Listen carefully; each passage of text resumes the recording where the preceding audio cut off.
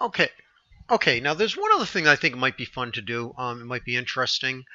Is let's take a look and see if we can see how the individuals did. Now, if you take a look at this, really nothing really interesting seems to be happening during the weightlifting exercise. So let's look at the aerobic exercise. That's where you're seeing big differences in what's going on.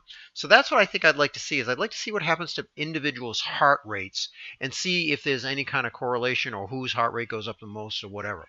So what we're going to do is we're going to actually just take this group right here, the text subject. We're just going to highlight them, and we're going to go Control C or right click and say copy. I'm going to create a new page. Now you notice the sheet is showing up in the middle of everything. I want to drag it over to the end because I want it to be on the end. Oops, one. There we go.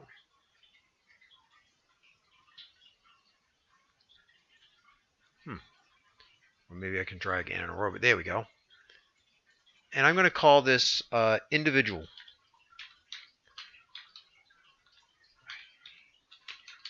Heart rate. Individual heart rate. There we go. Okay, so now I'm just going to copy this in. And those are the people.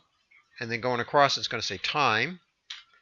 Time is going to be 0 minutes. We've arbitrarily decided that we ran for 10 minutes. And then 15 minutes because we all hopefully got our blood pressure taken 5 minutes afterwards. All right, so there we go. I'm going to bold this. All right. So now what I need to do is I need to bring over people's numbers. So Garrett appears to have a starting pulse rate of 98. I'm going to drag it all the way down to Connor McAlley. And then I'm going to drag it over in just these three columns and go Control C. And then I'm just going to put these guys right in here. Control V.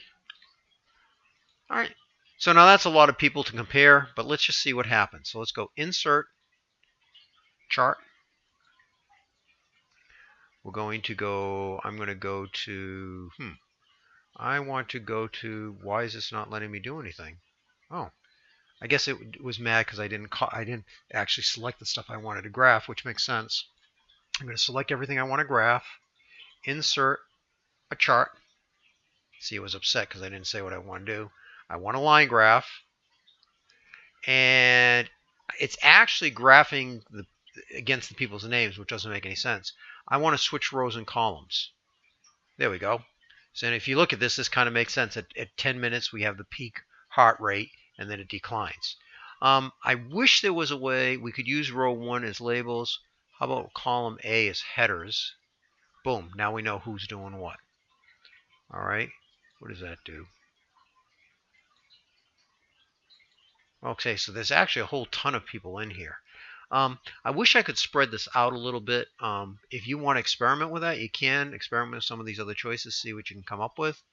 All right, customize. Let's see what customizing allows us to do. Chart title.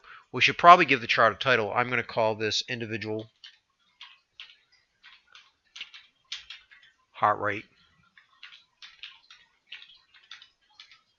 during running.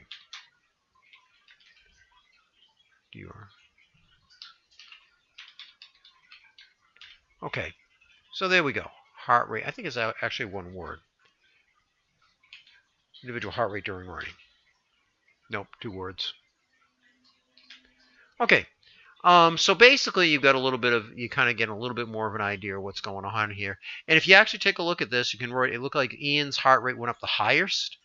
That to me looks like an error because I doubt that his heart rate got up to 166. But you can actually see the individual heart rates. All right. All right.